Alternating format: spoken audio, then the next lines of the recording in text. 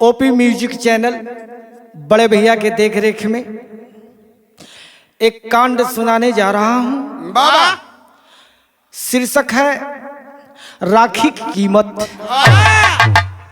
हमें आशा नहीं पूर्ण विश्वास है बाबा बिहारी लाल राजभर का ये बिरहा पसंद आएगा।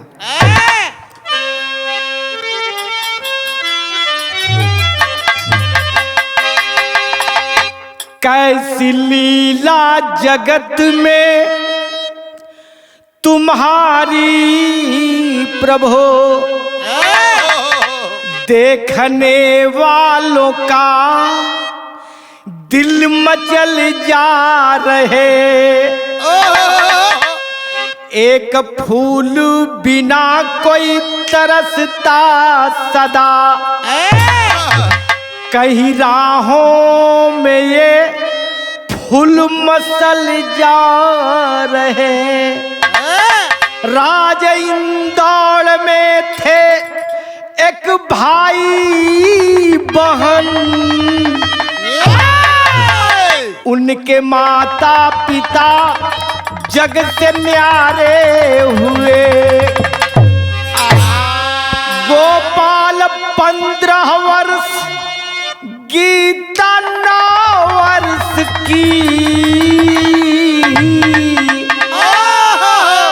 हाय दुनिया में अब बेसहारे हुए।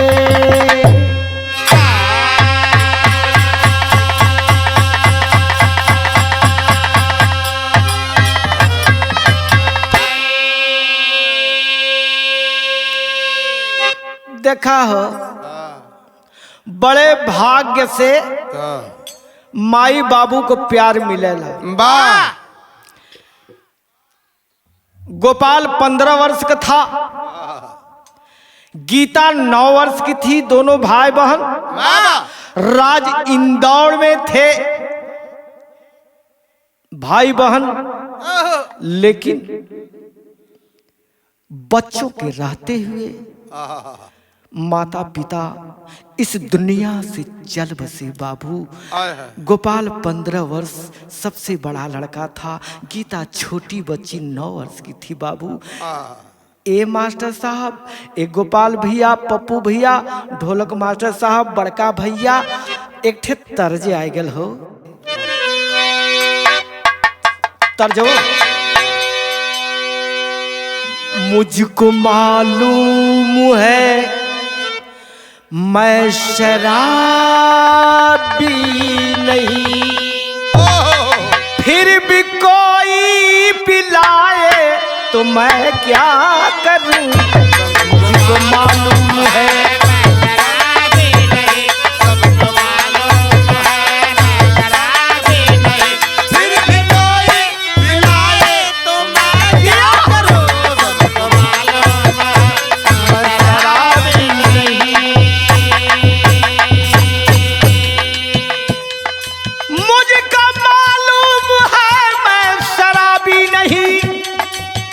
फिर भी कोई पिलाए तो मैं क्या करूं। सिर्फ एक बार, सिर्फ एक बार नजरों से नजरें मिले, सिर्फ एक बार नजरों से नजीरें मिले। और कसम टूट जाए तो मैं क्या करूं। सिर्फ एक बार नजरों से नजरें मिले, सिर्फ एक बार नजरों से नजरें मिले। और कसम टूट जाए तो मैं क्या करूं।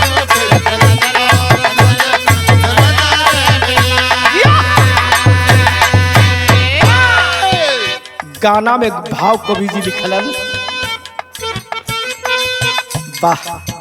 हाय विधाता मुकद्दर में क्या लिख दिया।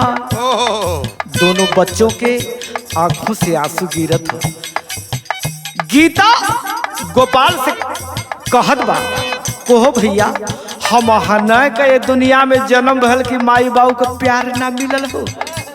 गोपाल खामोश रहा, बहन के प्रश्न का उत्तर नहीं दिया मेरे दोस्तों। फिर भी भाव कवि जी का लिखलन, हाय विधाता मुकद्दर में क्या लिख दिए, अब तो नाजुक समा झिलमिलाने लगी। हाय विधाता मुकद्दर में क्या लिख दिए, हाय विधाता मुकद्दर में क्या, अब तो नाजुक समा झिलमिलाने लगी।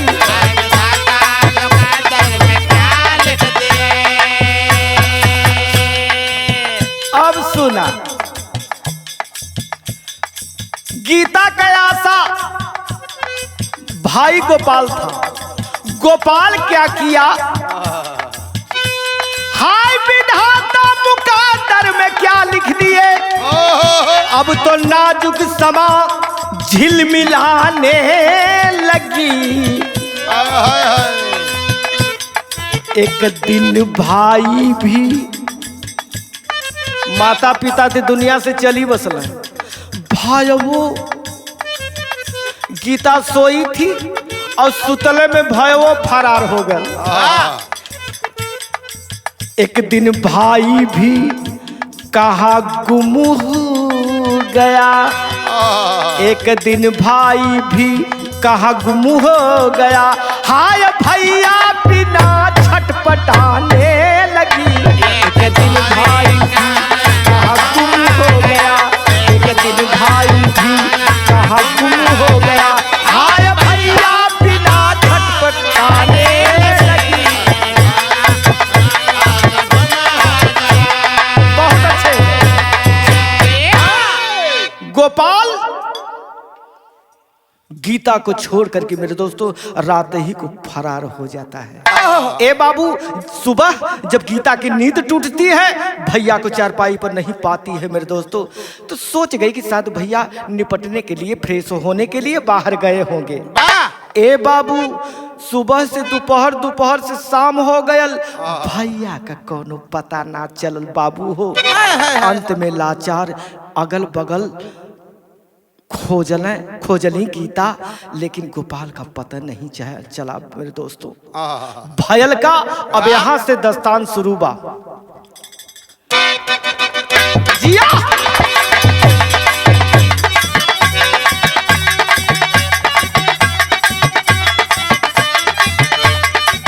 बहुत अच्छे। हमार गुलाब भैया मूड बना के संकेत दे दो तो मूड मिजाज बनी दे जाला हो।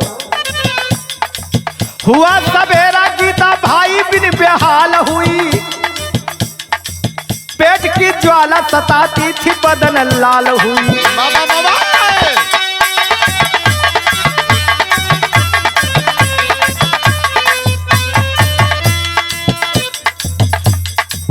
मांगकर भिक्षा गीता समय को बिताने लगी, कोई सहारा नहीं गाँव छोड़ जाने लगी।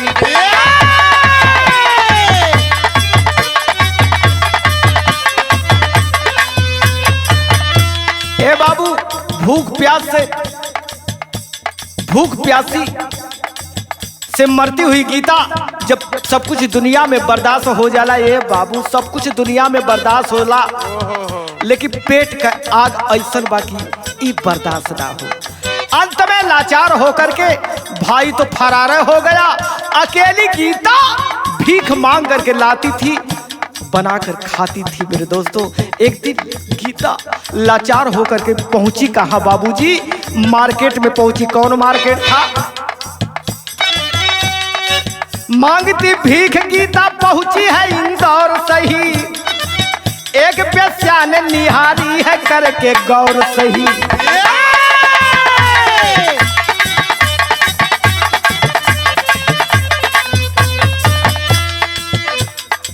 बहलाकर बेस्या उसे कोठा ऊपर लाई है, खिलाकर खाना वस्त्र सुंदर पहनाई है। नाचियो गाना उसे तबला पर सिखाने लगी, नाचियो गाना उसे तबला पर सिखाने लगी। जवानी आती गई कली मुस्कुराने लगी।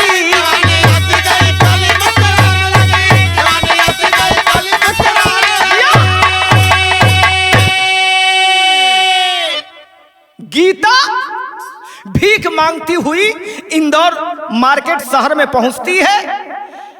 एक कोठा था, कोठे के खिड़की से कोठे वाली झांक रही थी। देख रहे कि बड़ी सुंदर लड़की, इतना खूबसूरत लड़की भीख मांग रही है। बाहर पेट की ज्वाला। ए बाबू, कोठे वाली किया क्या? उस भिखारन गीता को अपने पास बुला करके बाबू बड़ा बढ़िया भोजन करौलस हो। भोजन करा के नया वस्त्र पहना करके बाबू सारी कहानी पूछती है। सारी कहानी कोठे वाली बाई पूछती है कि बता दो बेटी, तेरा नाम क्या है? कहती मेरा नाम गीता है, मेरा एक भाई गोपाल है, घर से फरार हो गया।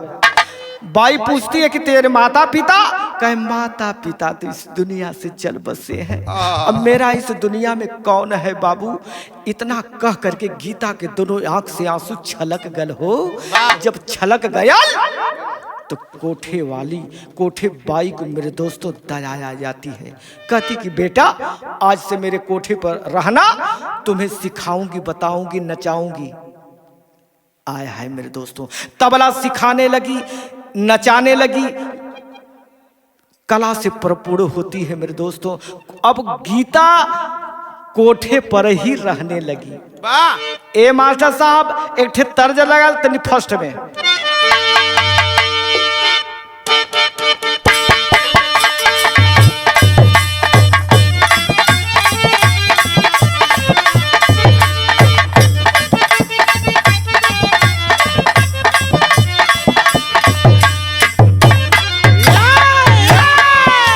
अरे हमारे भैया बड़ा बढ़िया।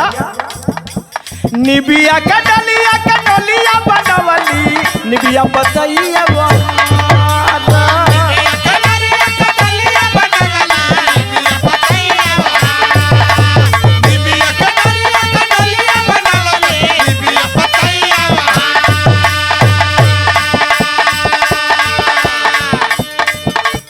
निबिया का डलिया की डोलिया बनवली, निबिया पतैया बहार।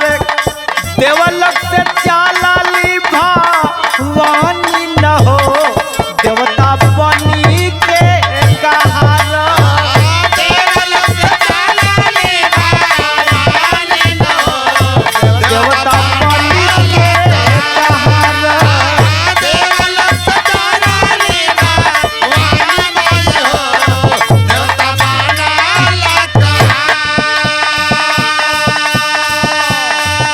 आया है बाबू। लगनी सिखावे कोठे पर हो।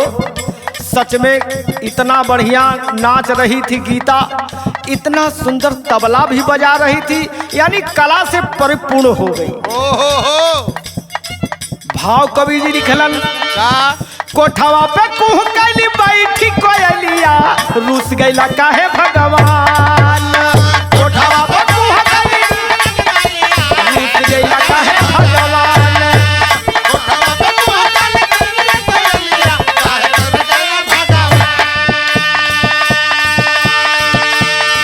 कोठे की मालकिन इंटरव्यू ले रही है, गीता को नचा रही है।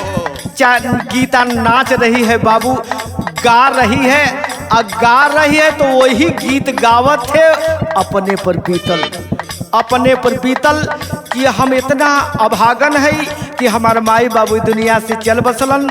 एक ही मेरा भाई आशा था, वो भी भाई मुझे छोड़कर चला गया। ए बाबू, अपने पर बीतल गीता गीत गावत बाहो। कोठवा पे कुह कैली बैठी कोयलिया, रूस गईला काहे भगवान।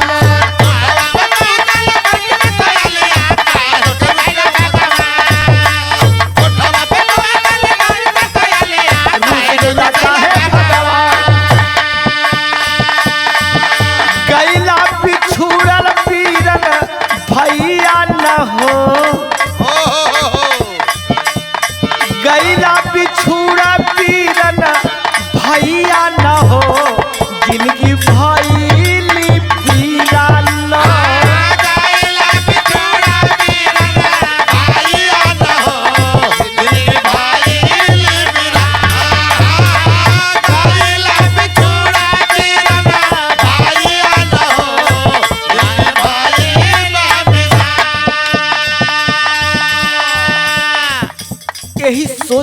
बाबू गीता नाच रही है, रो रही है, यही सोच रही है। हर साल अपने भैया गोपाल को राखी बांधती थी और इस साल राखी का त्योहार, सावन के महीना में पर्व राखी का त्योहार आया है।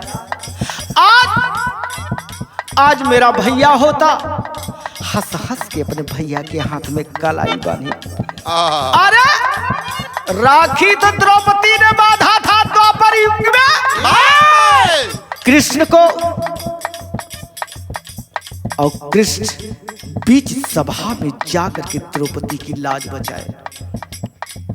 आज मेरा भैया होता, राखी बांधती। रक्षाबंधन, राखी का अर्थ होता है, रक्षाबंधन का अर्थ होता है कि बहन के दुख सुख में भाई साथ दे। आज मैं कोठे पे नाचती, आज मैं भूख प्यास से मरती, लेकिन मेरा भैया कहाँ चला गया है, मेरा भैया कहाँ चला गया है। गैला बिछुड़ बिरन, जब जब आवेला रक्षाबंधन राखी खरीद मंगावे हो। जब जब रक्षाबंधन आता था राखी खरीद करके लाती थी। भैया नहीं हो तो क्या, भैया नहीं है तो क्या, राखी खरीद करके लाती थी वो। जब जब उस राखी के करके आरती चंदन तिलक लगावे ले हो, उस राखी के आरती करती थी गीता। चंदन तिलक लगा करके हर साल एक सगरे पर जाती थी। वहां शिवाला था, शंकर भगवान का मंदिर था। उस सगरे पर जा करके बाबू राखी बहाती थी गोपाल भैया के नाम पर।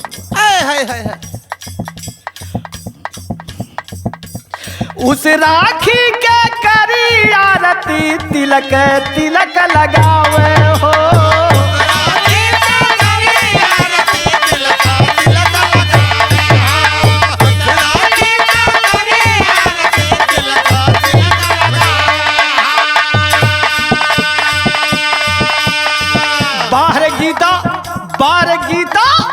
बाहर भाई बहन का प्यार। सूर्य डूबत जाई सगर किनारा रखिया बहावले दानो।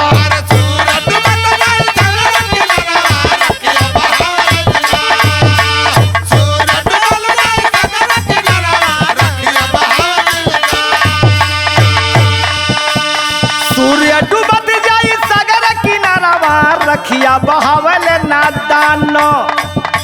गैला बिछुड़ा पीरन भैया न हो, जिनकी भैली पीरन।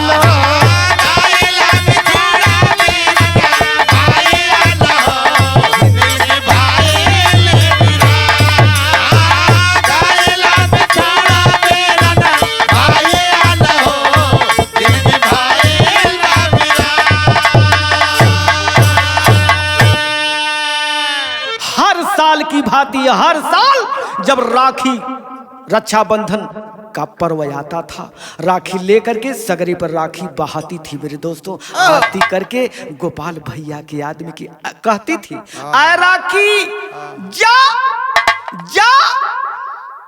गोपाल भैया के हाथों में बंध जा, यही कह करके अपने दिल को मनाती थी मेरे दोस्तों गीता। अब वो हर को बात सुना, भयवा फरार था मेरे दोस्तों। स्वर्दा भैया 7 साल की सजा काट कर गोपाल घर पर आया है।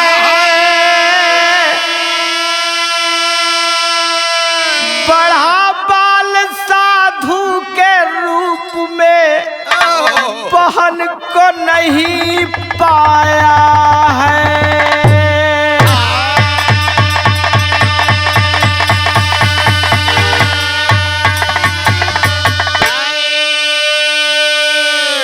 गोपाल 7 साल का सजा काट करके मेरे दोस्तों प्यासा हुआ, तरसता हुआ बहन को देखने के लिए ललाई थी कि कब घर पर चलूं, अरे कब घर पर चलूं, अपने बहन को देख लूं, दिन भर के देख लूं, आखिर तो मेरी बहन, एक ही मेरी बहन आशा लगाई खड़ी इंतजार करती होगी।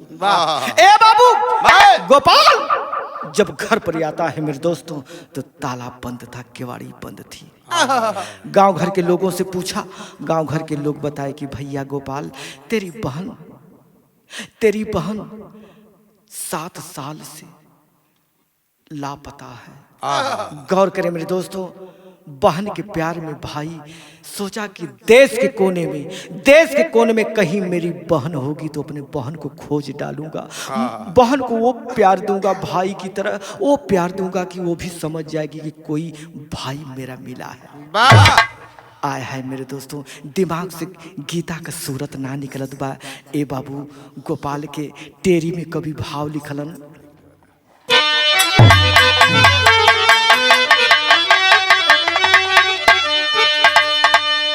सुरतिया ना बहिन के बिसरे, सुरतिया ना बहिन के बिसरे, भाई बना पावला करके बैरन छतिया, सुरतिया ना बहिन के बिसरे, भाई बना पावला करके बैरन छतिया, भाई बना पावला करके बैरन छतिया, सुरतिया ना बिसरे, भाई बना पावला करके बैरन छतिया, सुरतिया ना बहिन के।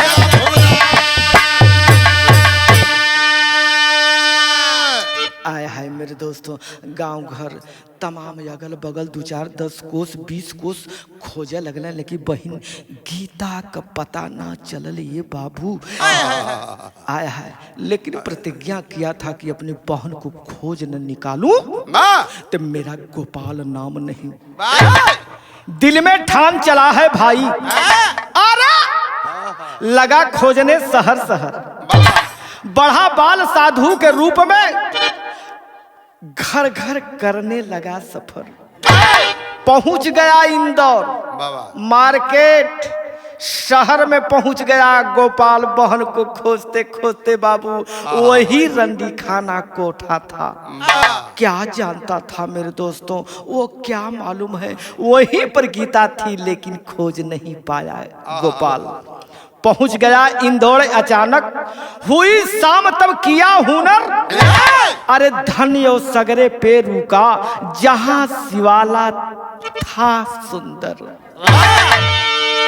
थक गया था गोपाल, गीता को खोजते खोजते एक सरोवर मिला, शिवाला सुंदर शंकर भगवान का मंदिर हल, कलश की अब थक गल है, एजे आराम करब, प्यासल है, यही सगरे का पानी पियब, सवेरे गीता के खोजब। ये बाबू गौर करें मेरे दोस्तों, वही रुक जाता है गोपाल। और उस दिन राखी पर्व, राखी त्योहार का दिन था बाबू। राखी खरीद करके गीता करती है क्या, विदेशिया करुण भाव आगल बाबू।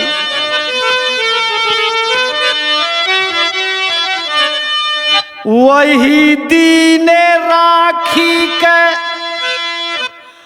पावन त्योहारवा हो,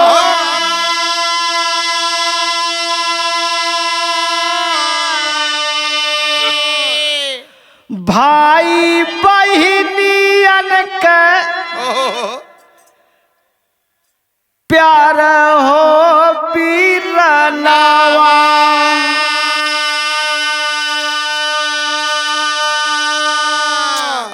आया आया है रखिया बहावे चलली, डूबते सूरजवा हो,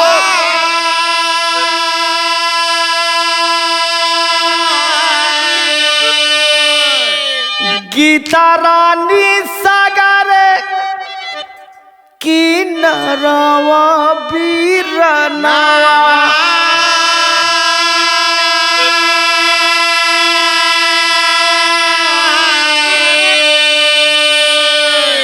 हर साल की भांति इस साल भी गीता भाई की याद में ही राखी बहाने उस सगरे पर पहुंची। आहा, राखी पानी में बहाकर आंखों में आंसू लेकर अपने भैया को याद करती है।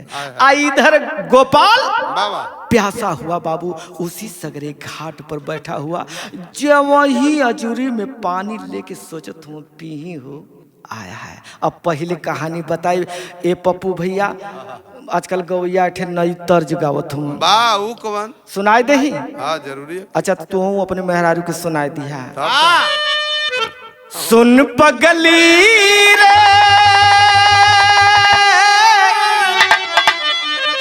सुन पगली रे पागल कहे ला जमाना बोल के पागल कहेला जमाना, सुन पगले पागल कहेला जमाना।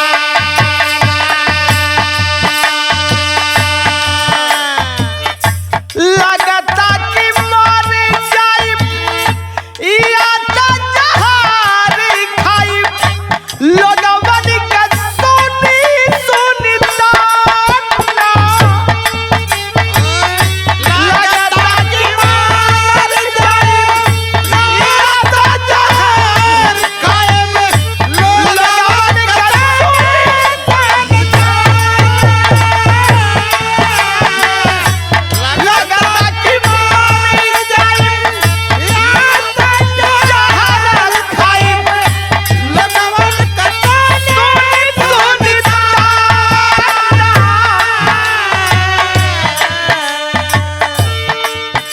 सुन पगली रे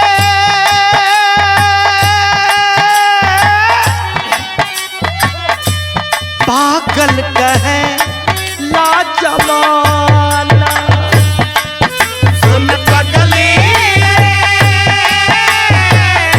पागल कहेला जमाना, सुन पगली पागल कहेला जमाना। गजब गजब हमारे कवि जी मूड बना के लिखलन। यहाँ भाव यही मांग रहा था मेरे दोस्तों। धन है सिंहासन कवि जी, मालिक आपको दिल दिमाग पर ख्याल करें कि ऐसा ही बिरहा लिखल कराए आप।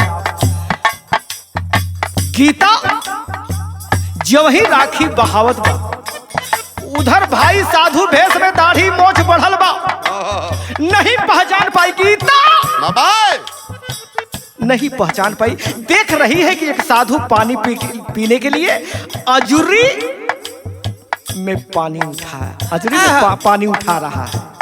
इधर गीता राखी बहा रही है और रखियो वहरे के का करवा हो, वहरे के हवा रल वहरे बहुत चल जाता है। रखिया लेके गीता जो ही बहावत है आ कहत कहाई ए भैया ए हमार भैया का कहत है गीता हो। हे भैया रख लिहा लजिया हमारी, रख लिहा हे भैया रख ले गुलाब भैया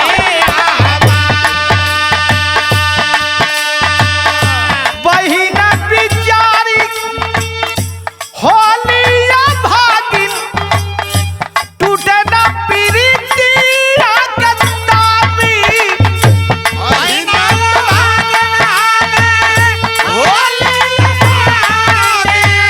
टूटे न प्रीतिया गद्दारी।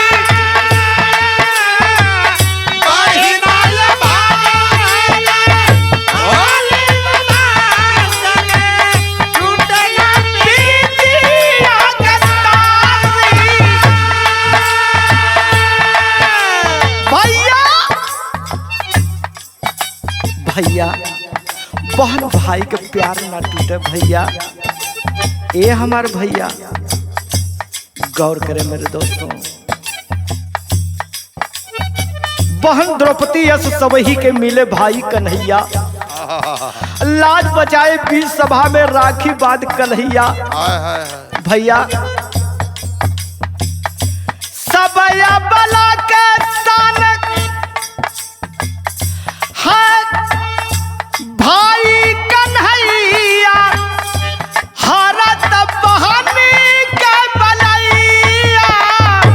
सबया बला के भाई कन्हैया, हे भैया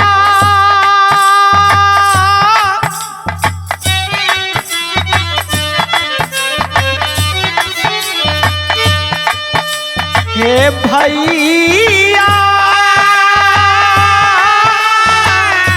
रख लिया लगिया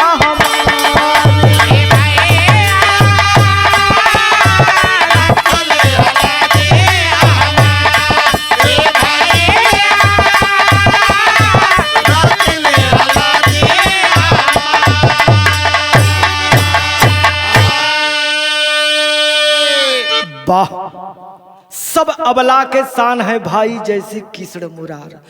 अरे भैया ए भैया हमार पगली का राखी स्वीकार करिया भैया।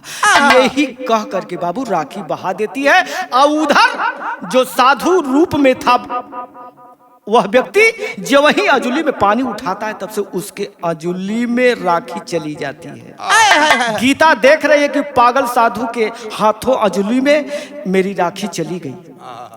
आय हाय मेरे दोस्तों, भूख से प्यासा भूख लगी है, प्यास लगी है। सगरे से जो वही पानी उठाता है पीने के लिए तब से नजर पड़ जाती कि मेरे अजुली में राखी है। ए बाबू लोग सोरठी गावे हो, तभी से फास्ट में रहे, बड़ी अच्छी सोरठी हो, कैसे लोग गावे।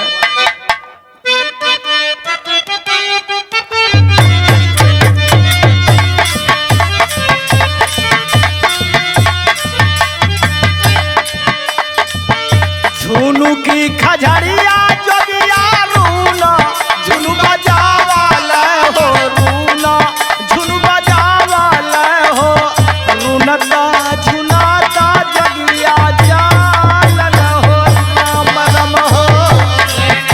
जनाता जगिया जालन हो राम रम हो, रूनता झुनाता जगिया जालन हो।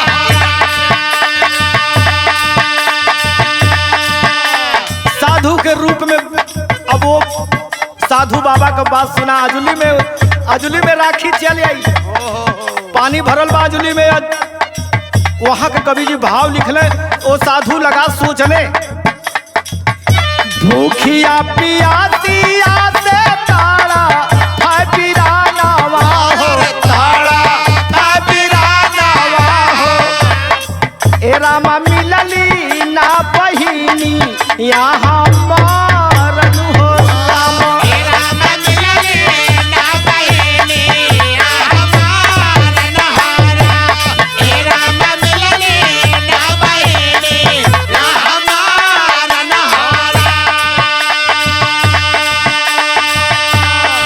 साधु सोचने लगा कि हे भगवान अभी हमार बहिन मिलल ना, हमार गीता बहिन मिलल ना, लेकिन हमरे अजूरी में राखी आएगी। आय हो मैया लगल ताके वो लड़किया को जवन गीता बहावत रहल के चिन्हत बा कि यही गीता है, यही पगली के खोजत है हो। पानिया उठावल जब ही अजूरी में बिरानावा हो, अजूरी में बिराना।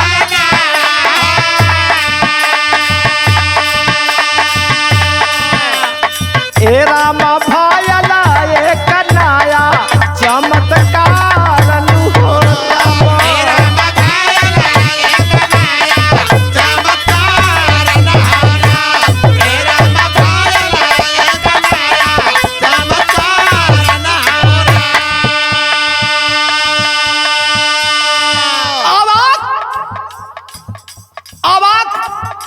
एकदम रह गया वो फकीर साधु के रूप में।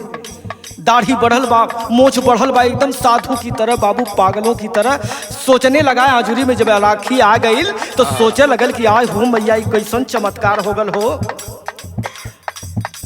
पानिया के साथ उठनी राखी ते ही छानावा हो, राखी ते ही छानावा हो, राखी ते ही बहुत अच्छे। ए राम भैया रहे रखी या निहारन हो, राम भैया रहे रखी या निहारन हारा, राम भैया रहे रखी या निहारन हारा। बहिनी के याद आवे पर नया नवा हो,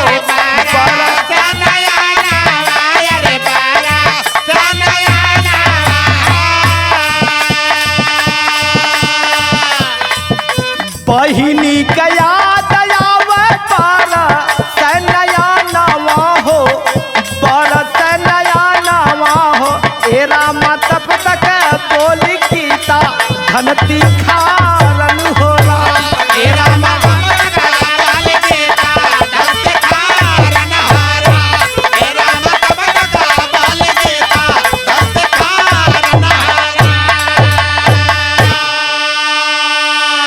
वही फकीर साधु भेष में राखी को देखने लगा, निहारने लगा, तब से गीता की नजर पड़ जाती है। अरे ये तो मेरी राखी गीता के अजुली में है।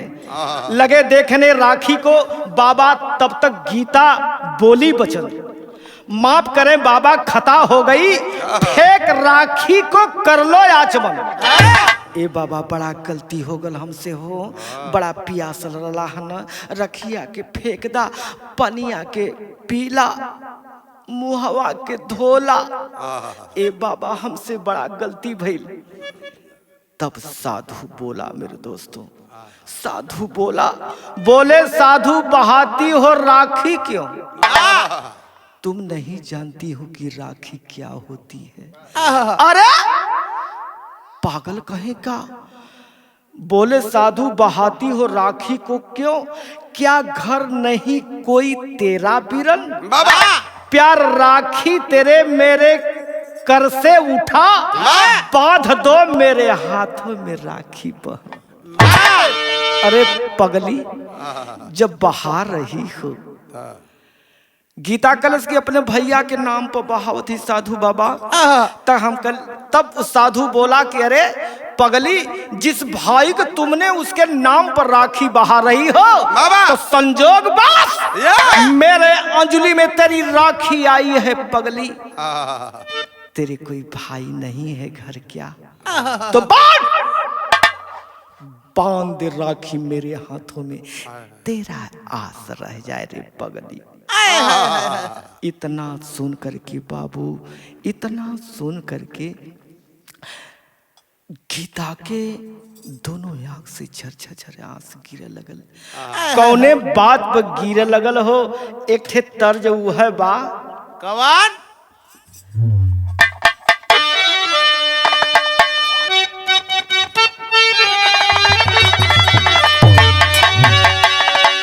बिरहा जगत के सम्राट गा के स्वर्गीय रामदेव चचा ये तर्ज के गावन। कैसे? हम रामदेव जी ना हई, हम बिहारी लाल राजभर है। एकदम डिट्टो उतार दे थी मेरे दोस्तों। अगर ना उतारब तो हम बिहारी लाल है, हम रामदेव ना न हो भो। लेकिन तर्ज है, तर्ज हवा सही संकेत है।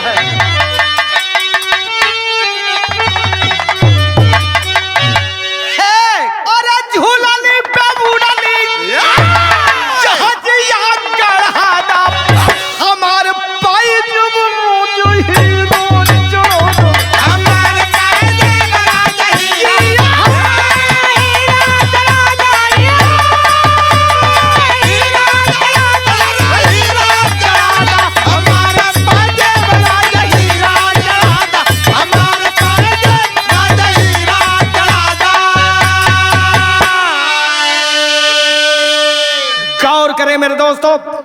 साधु बाबा कहा कि मेरे हाथों में राखी बांध दो बहन।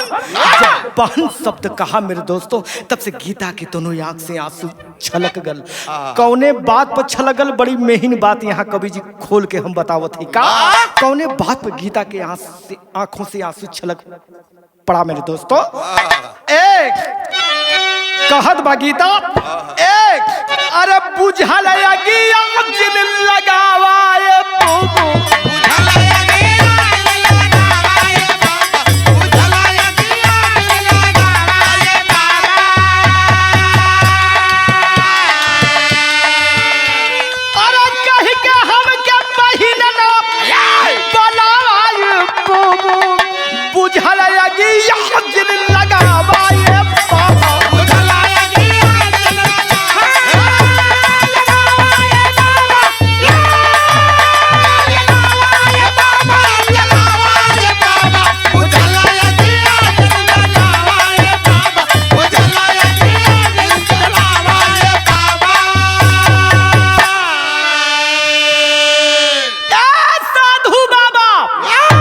बुझल आग के धधकावा मत बाबा, बुझल आग के धधकावा मत ये बाबा, मत धधकावा।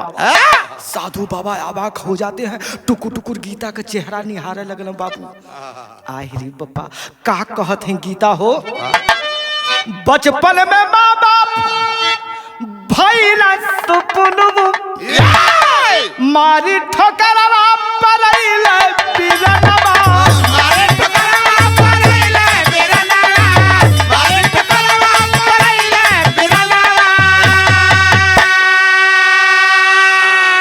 हम इतना अभागा है ये बाबा, हम इतना अभागा है कि बचपन में माँ बाप मुझे छोड़ करके इस दुनिया से चल बसे।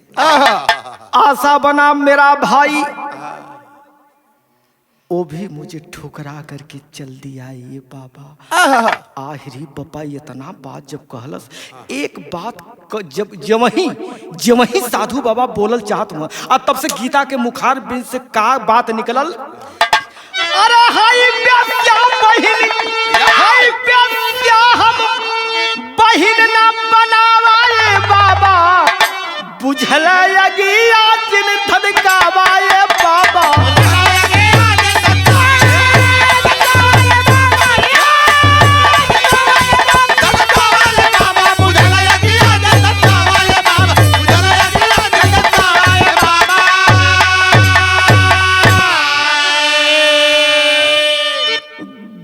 गोपाल तो पहले में पहचान गया, जब कहली गीता की भाई भी साथ छोड़ करके चला गया, वही घड़ी पहचान गया मेरे दोस्तों। जो वही बोलना चाहा तो सोचा कि कुछ और सुन लूं, और तब से गीता के मुखार बिन से निकल गया कि हम बेस्या है, हम बेस्या है। ए साधु बाबा हम कोठे पर नाच गाना करीला, इतना सुनते साधु बाबा, इतना सुनते साधु बाबा मौन हो गईलन, मौन हो गईलन। गौर करें, गीता को भाई गया पहचानी, गालों पे बचपन के दोनों निशानी,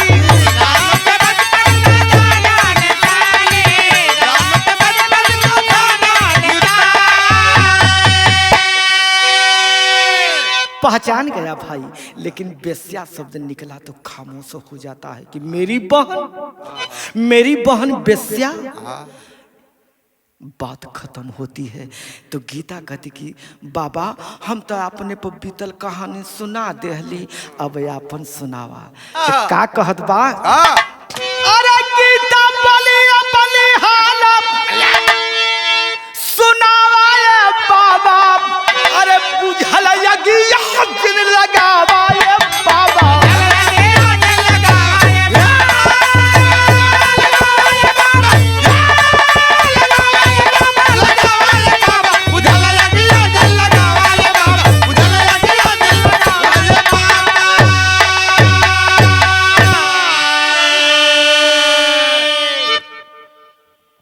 गोपाल कहा कि बहन मुझसे पूछती हो, तुमने तो बता दिया लेकिन मैं कल सुबह यहाँ इसी सगरे पर आ जाना तो मैं बिरते बिरते अपनी कहानी बता दूंगा। आय हाय, बहन चली जाती है कोठे पर बाबूजी। आय हाय, सुबह का इंतजार करती है कि मेरा भैया बताएगा, मेरा भैया बताएगा। मेरे दोस्तों देखती है, जब आती है सगरे पे, जिस सगरे पर राखी बहाती थी, जब वहाँ आती है तो देख रहे कि साधु बाबा लेटे और 10, 20, 50 थे मर्द घेरे। आह रे बप्पा, घेरले हमन। तो सोचली गीता कि हमार साधु बाबा पहुंचल, फकीर हम साधु बाबा हमन, उनके देखे बदे, उनका चरण स्पर्श करे बदे, आशीर्वाद लेवे बदे लोग भीड़ लगले हो, पहपट का लाइन आई गई।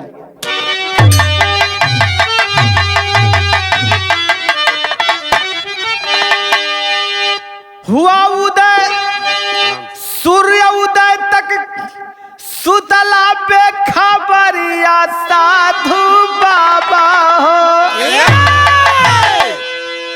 अरे सूर्य उदय तक सुतला पे खबरिया साधु बाबा हो। और गीता जगाव टारी के चदरिया साधु बाबा हो।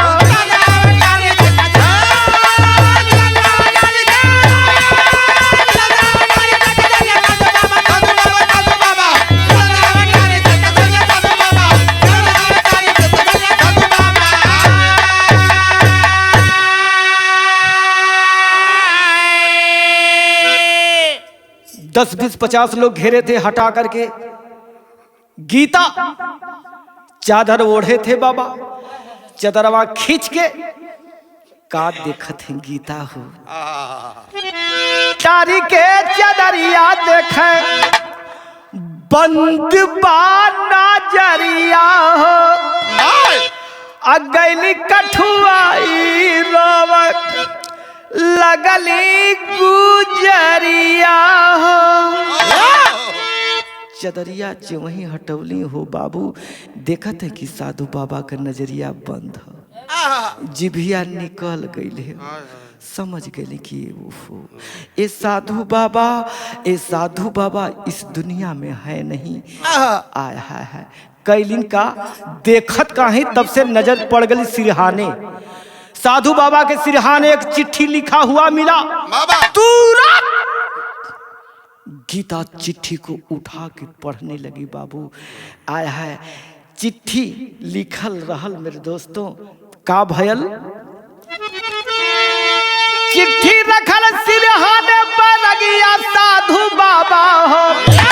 पढ़ लगली गीता हो ले दरदिया साधु बाबा हो।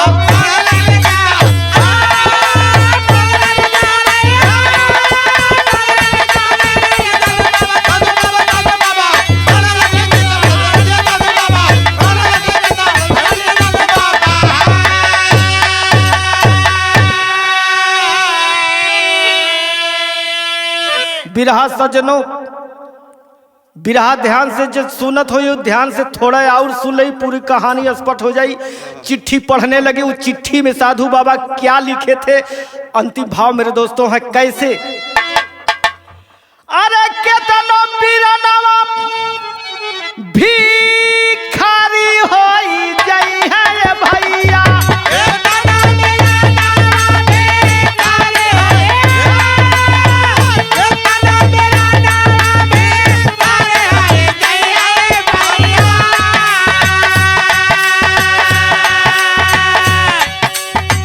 सकीना बहिनिया बिरनवा के भुलाया। सकीना बहिनिया बिरनवा के भुलाया।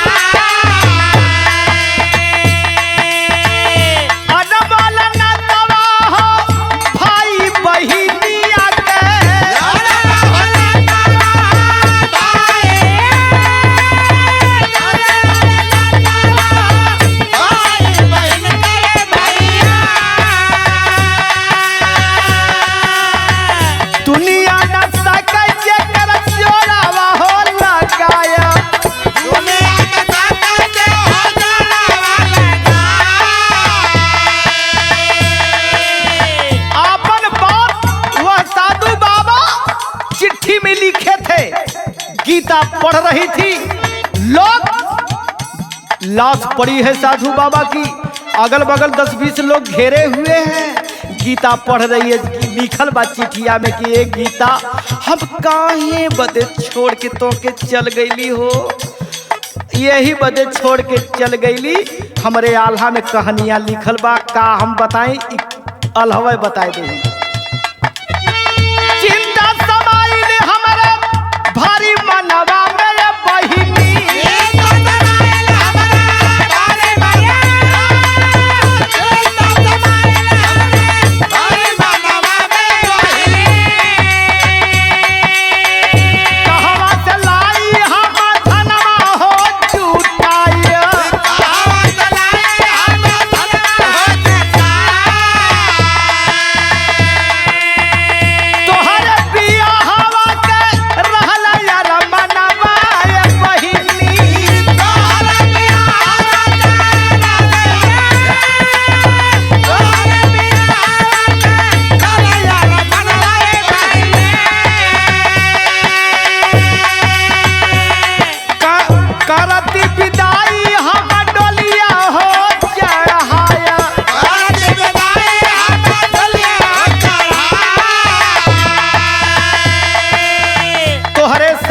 चिंता भइल, घर छोड़ देली तो के छोड़ के चल गईली तो कहा गईली चोरी कर।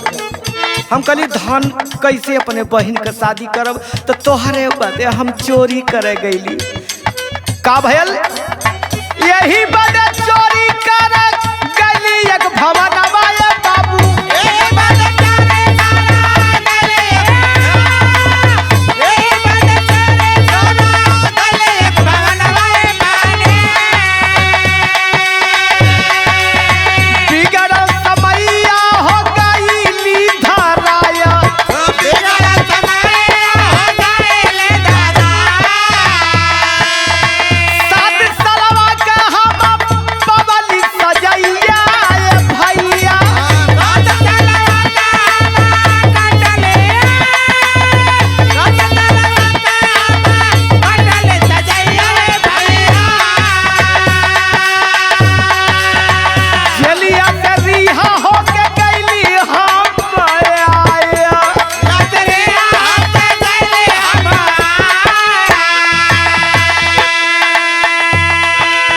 जेल से 7 साल के बाद बहन जेल से छूट करके आया तो सीधे इंदौर अपने बहन गीता से मिलने आया। ये बाबू लेकिन गीता हमारे घरवा ना मिलनी हो। हम गीता के खोजत कहाँ यहाँ वहाँ जहाँ तहाँ सबसे पूछी कि हमरे गीता के कोई पगली लड़की के, कोई भिखारन लड़की के कोई देखल, कोई बताए दा बाबू। हम अपने बहन के खोजते लेकिन बहन तोहार पता न चलल। अब पता चलल संजोग से हमार तोहार मिलन भइल, तो कौने रूप में भइल ये गीता, कौने रूपवा में भइल बहन से मिलन वाला भैया,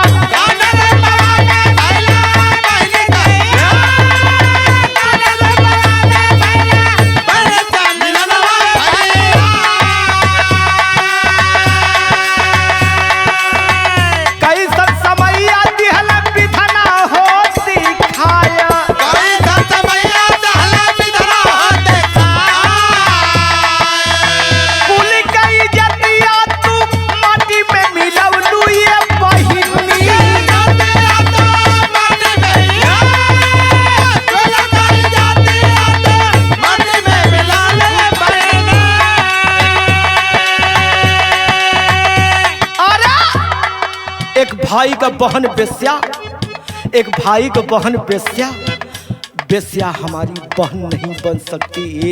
ये गीता अब मुझे मेरे दिमाग में यही आया कि तुमसे बात न करूं, आज बुलाया हूं, आज अपने दिल की बात कहने के लिए ना, तो सारी बात अपने दिल की इस पत्र में लिख चुका हूं।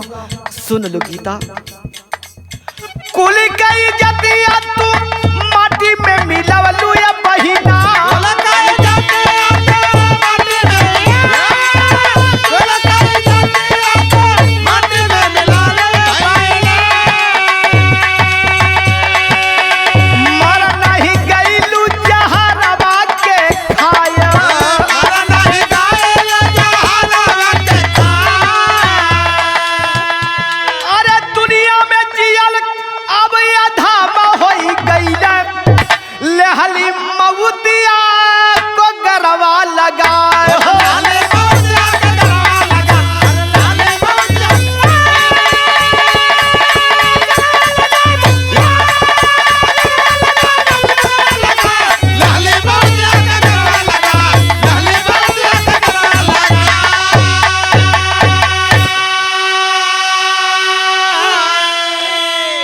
गौर करें मेरे दोस्तों, दुनिया में जियल अब अधम हो गई, लहली मऊतिया के गरवा लगा।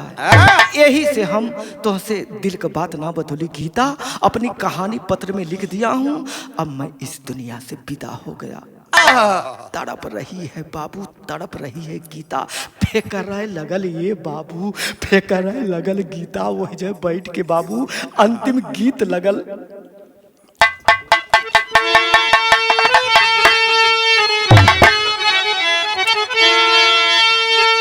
अरे गीता पगली हो, गीता पगली, रोव भाई बिन बहिनिया हो, गीता पगली।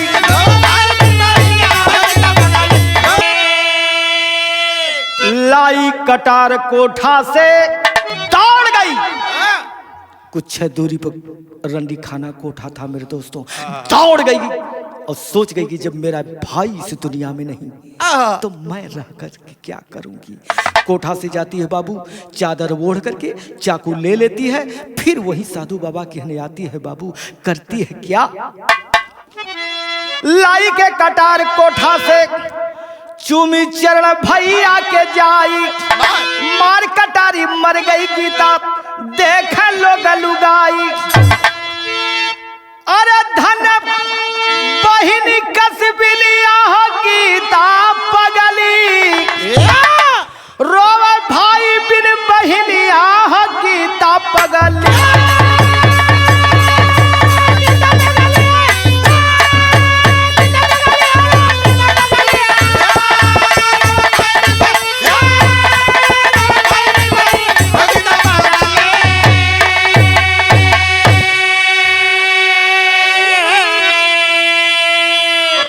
कोठे की कोठे बाई, गांव घर सभी मिल करके बाबू भाई बहन की लाश अस्पताल पर जब जाने लगी मेरे दोस्तों, 100 नहीं 50 नहीं, इतना स्वभाव गीता का था मेरे दोस्तों।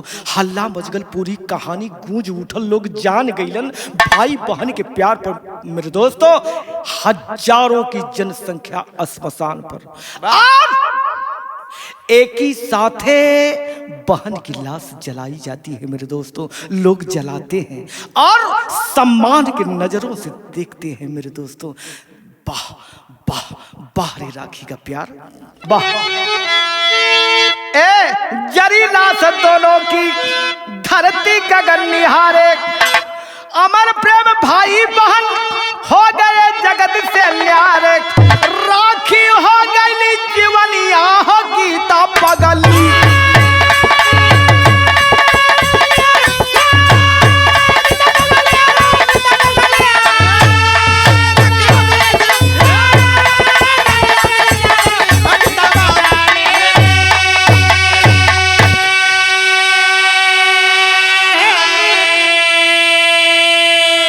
गौर करें मेरे दोस्तों, अंतिम लाइन में गायक और कवि का परिचय है।